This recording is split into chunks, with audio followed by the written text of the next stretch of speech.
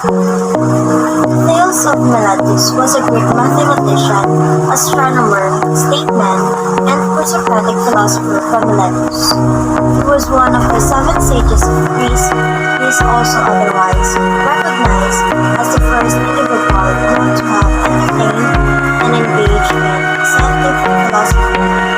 Also, he is often referred as the father of science. Thales was born 626 BC in the city of Miletus and died 548 BC at the age of 17. Now that you know something about Thales, let us now proceed to do some theories and tales in philosophy for more information and introductions. Theories of Thales. Thales was the first person to discover natural phenomena without reference of the gods of mythology. Like for example, earthquake. Hindi ito nangyayari dahil galit sa atin ang Diyos, dahil sa mga kasalanan na nagawa natin. Ito ay isang proseso ng natural na pangyayari.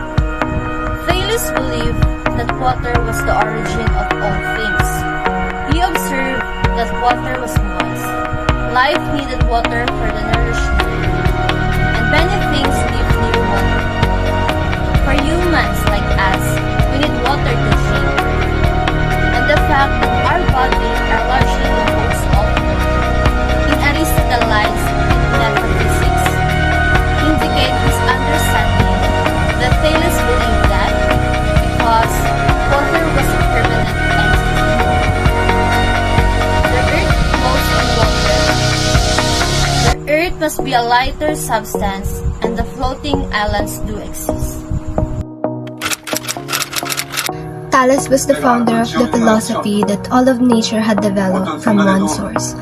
Thales drew his conclusion from observation that most things turn into air, slime, and earth. Thales thus proposed that things change from one form to another.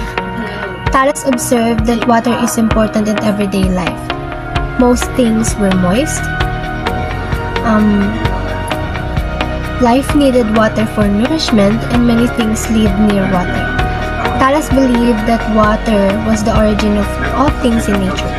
To explain earthquake, he envisioned that earth floating on water, the waves of the water virtually rocked the boat that caused earthquakes. Thales was an ancient Greek philosopher from Miletus who lived in the 6th century BCE. Thales the philosopher is known for proposing that water was the fundamental principle of the universe, and he attempted to create a theory that would explain the natural world, and he took explaining geological and astrological events alike. Thales used what is now called the scientific method, ran counter to everything the average Greek citizen was conditioned to believe.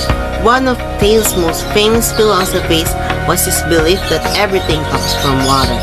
Thales also argued that all things are full of gods, and that magnetic objects have souls due to their ability to move iron. Thales' importance lies in his attempt to explain nature by simplifying phenomena rather than his choice of water as the essential substance, and his exploration of causes of nature itself rather than the whims of personified gods.